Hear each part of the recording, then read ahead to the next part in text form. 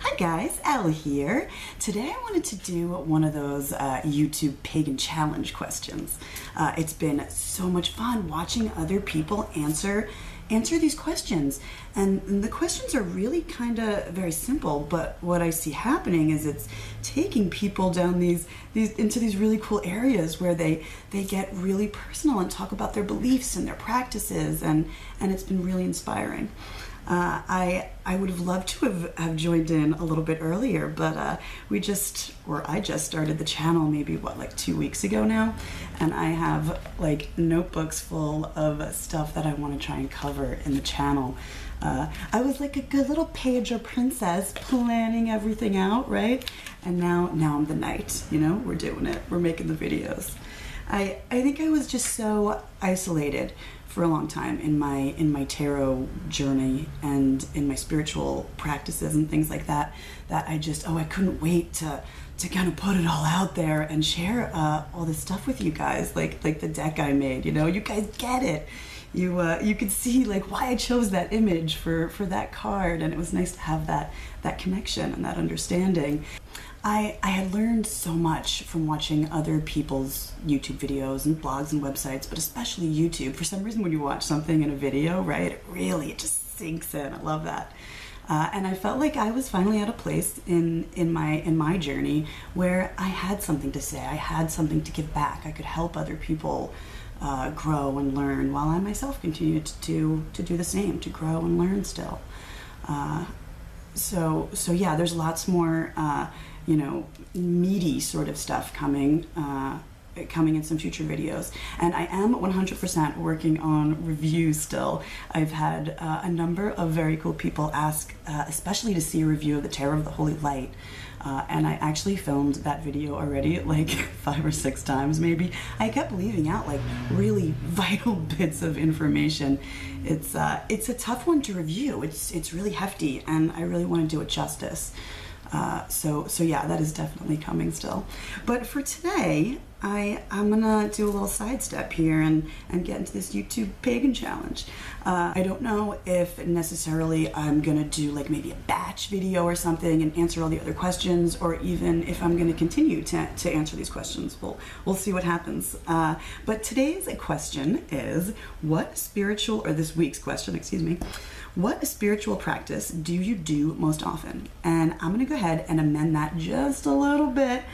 Let's ask what spiritual practices you do most often, because there's sort of a couple things I want to kind of cover. I think it'll be fun, and they definitely overlap, you know? It's all one practice. Right? So some of my daily practices include at the altar a meditation, and it's sort of that like Shambhala Tibetan Buddhist kind of style of meditation, where it's all about quieting the mind and reaching this point of stillness.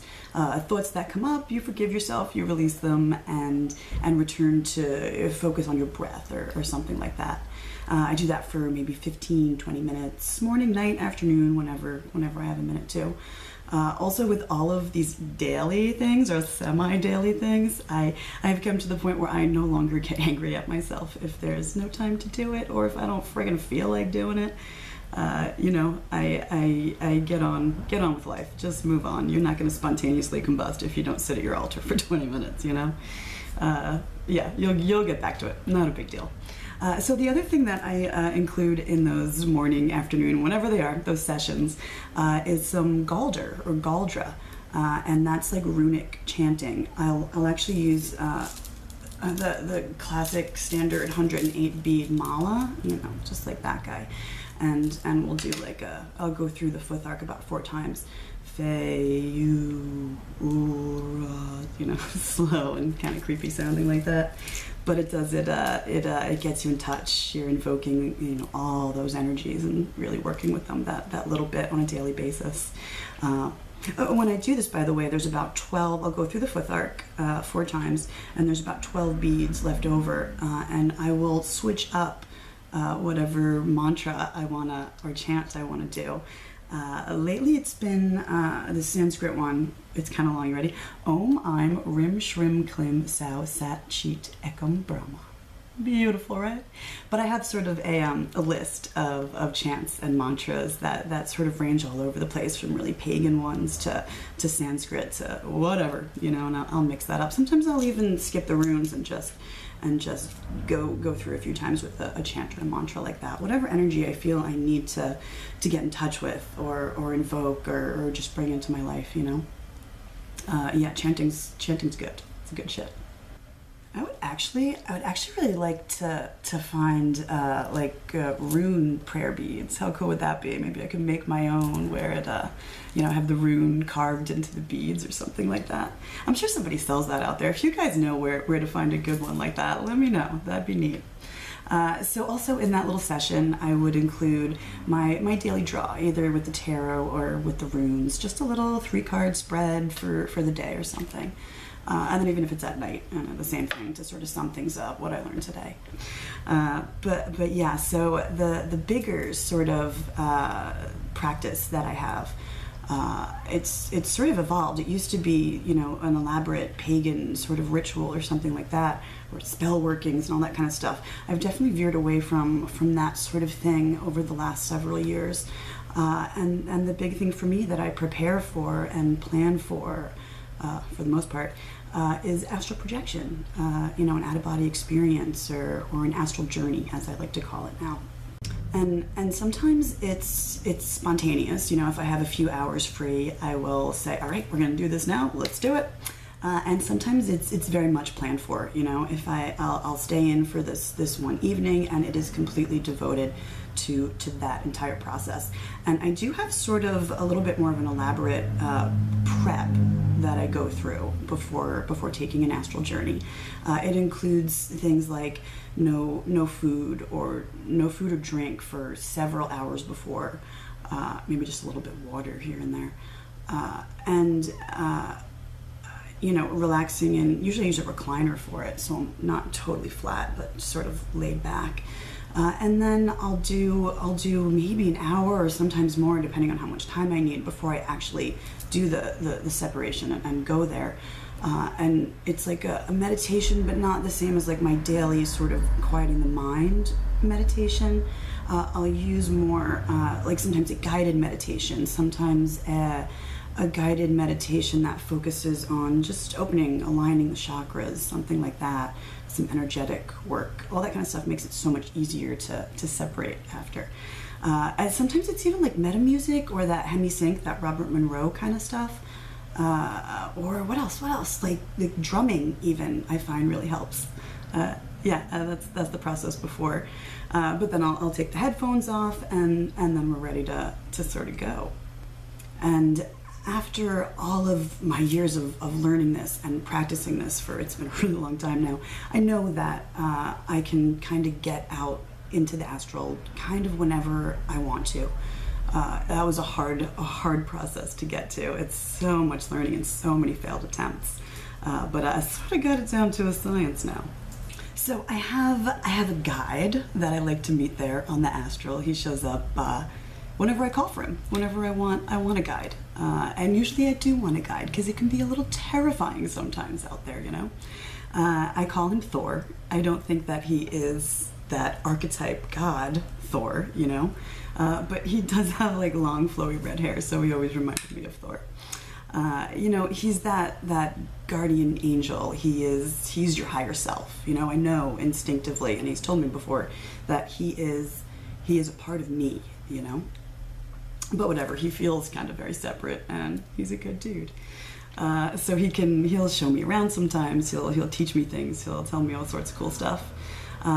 But some of the other things I like to do over there is, of course, fly around and sort of spy on people.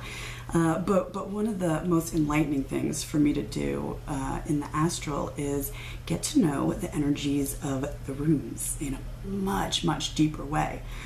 So I'll sort of stand there, out of my body, totally on the astral plane. By the way, guys, when you are there, if you've been there, you know exactly what it feels like. If not, it's as clear as I am talking to you right now. That is how conscious and how aware you are when you're in the astral or out of body, whatever you want to call it.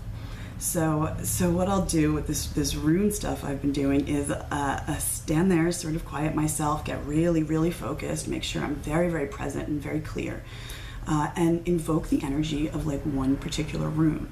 So I'll give you a couple of examples. I did Isa quite a while back. That's the rune that's just like up and down, just like one straight line.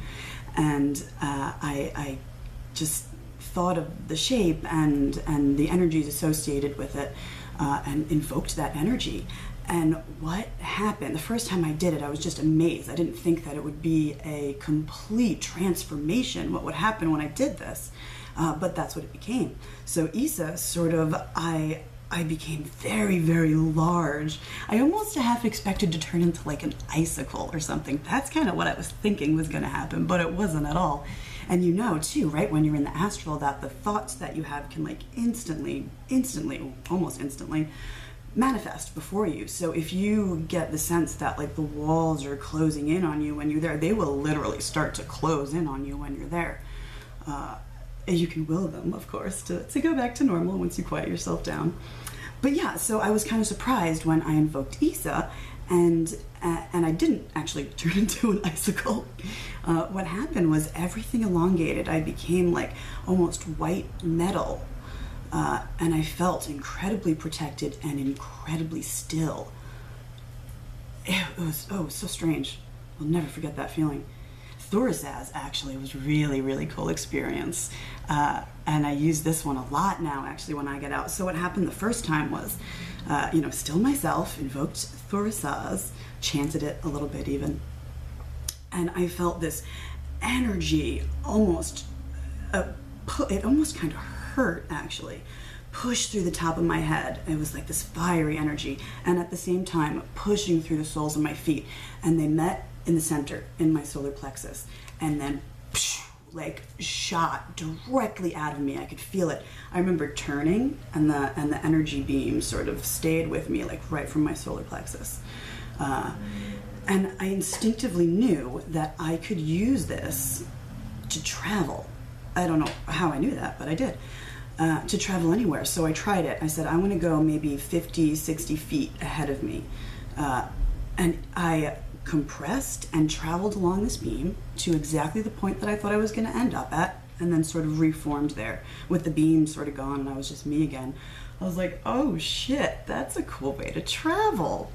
And I use it all the time now. I think I get a little bit freaked out when I try to do that sort of, like a blink or something, where you try to take yourself from one place to another place that you can't actually see. Like there's this little fear that I have that I'm going to get lost on the way or something. So using this beam to direct me anywhere, and it can be to the other side of the world or to the moon or wherever you want to go, it feels like I have more of a straight line that my brain can sort of wrap itself around. I play around with that, using your Merkaba field to sort of travel around the astral too, and that works. But I like this mode of travel. It sort of made me realize too that the runes are inherently connected to our chakra system too. It's the third rune, it's the third place Thorisaz, it's the third chakra, it's your solar plexus, and that's exactly where that energy manifested and was able to move through will, which is associated with that chakra too. So yeah, very cool. If you guys are interested in hearing me talk any more about this kind of stuff, like different things you can do to get there, tips I have for getting out of your body that I've learned over the years, I love this stuff. I love to talk about it. Yeah, so that's sort of become my main practice that I love. It's so much fun. It's so enlightening. I don't necessarily miss the old sort of pagan rituals and spellcraft and things like that. I do still play around with casting spells, I guess you could call it that a little bit, but it's become sort of more like sigil kind of rune magic, sendings and things like that. I'll carve a sigil onto a candle and burn it, or onto a piece of paper and burn it and send it, and things like that. I like coming up with different sigils, making your own, combining those rune energies. They really are too, like that's sort of how I use the runes now, and they are inherently connected with the major arcana of the tarot too. There's they're the same thing, you know. I just sort of keep them separated out in my practice. I use the runes for magic, for big stuff. That's how I get in touch with the big energies, and they're definitely a part of the major arcana too. I'll do a video on how I have my correspondences sort of laid out. They do fit really, really well together. But yeah, I don't know. I don't ever do sort of mundane. I don't like to call them that, but you know, readings for love life or work life with my runes. I sort of keep that a little bit more towards the big stuff, and not that they're not connected, you know. We can only live in the here and now, so the here and now is the big stuff. I get that, but yeah, I don't know, that just works for me. That pain that I was talking about, by the way, when I felt the energy come through from both ends, is not pain per se either. I don't want to give anybody a weird idea about what it's like out there. You're not in your body, so it's not painful.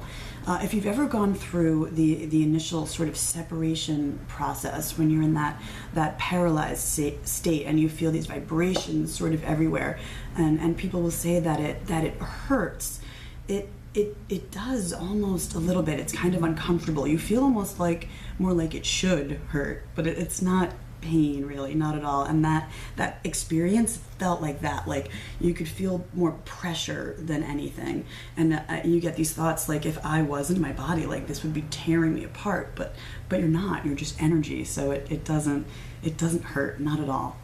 So often what I'll do too when I return from a astral voyage, or whatever you want to call it, and not always right after, sometimes the next day, I usually write out sort of everything that happened to me during my trips there, so I don't forget. But at some point I will sit down and do a personal tarot reading for myself to help me download and understand and clarify and even integrate into my life the things that I learned and saw and felt and experienced in the astral. That has been a vital tool for me, because I feel like that's the same energy. You know, I talked about my guide that I have over there. We all have one. He's your guardian angel, whatever you want to call him, your higher self. And I feel like that is who is almost standing behind me and giving me information when I am doing a tarot reading. I feel like it comes from him. That's who I visualize talking to me and sending me things. So it's almost my way of reconnecting with him and going over sort of everything that happened there, you know? But yeah, I did used to do, you know, those elaborate pagan Wiccan style rituals, especially for the Sabbats, you know, and I still recognize the quarters and the cross quarters as they come. I'll do something sort of smaller, a little bit more personal. I'll light a candle and think about what the holiday means for me. Just something a little smaller like that. And that's not to say that I won't go back to doing more rituals and things like that in the future. I have been feeling, maybe it's from watching all those pagan videos, but I have been feeling a little disconnected from Erda, from Mother Earth, from Mother Earth, and these natural, you know, the natural cycles and nature in general. So I might have to bring some of that back. It might just be like the winter blues sort of passing as spring is coming. But yeah, like I mentioned in that, what was it, my tarot journal video, I spend a lot of time sort of sprawled out on the floor studying tarot and spending a lot of time like that. And I think what can happen, you know, if we do that too much is you start to feel a little disconnected. There's sort of a little bit of an irony there, right? You're studying these great spiritual truths and just not actually living them almost. And the tarot is a guide for spiritual growth, for spiritual evolution. It's meant to be lived, you know. It's meant to be studied and then put into action. But anyway, when you know, Mother Earth comes a calling and you feel that draw back to nature again, like I'm sort of going through right now, it might, I don't really know where it's going to go. It might manifest as bringing some ritual back into my life outside, or it could even be just sitting out in nature a little bit. a little utaseta, if you will, that practice of sitting out. That's another cool one, by the way, actually, sitting out, utaseta. It's like mound sitting, where you'll go outside and sit there until you get your answers, or you achieve that stillness, or whatever the purpose of your sitting out is. It could be like a 1 hour thing, or it could be a 10-hour thing. I bring water with me. But I haven't done that in a while, and yeah, that might be how it sort of goes too. And it might be a really good way to reconnect with Valfreya, as I call her. For me, that Freya, god, goddess, it's very similar to that Wiccan lord and lady kind of thing. They represent all the female energies, the goddess. And Frey would be all sort of the male energies too, even though there's lots of other different sort of gods and spirits that I recognize. Odin for me is a little different than I think how some people sort of work with Odin. I refer to him more often as Allfather, and he is consciousness itself. Odin is just pure consciousness. He's great spirit, if you will. Even though he has this masculine name, Odin Allfather, that I don't mind using. I enjoy that. He's beyond male and female. He is unity. He's Christ consciousness, you know? He's the Trinity even. He's Odin Vilive, or Odin Williwe, whatever you want to say. He's Brahma, Vishnu, and Shiva. And I'm rambling, so I'm gonna stop now. It's been very cool sharing my spiritual practices with you, just a little bit, as a pagan, as a human, as a spiritual being having a human experience. Yeah, thanks guys. I love you all.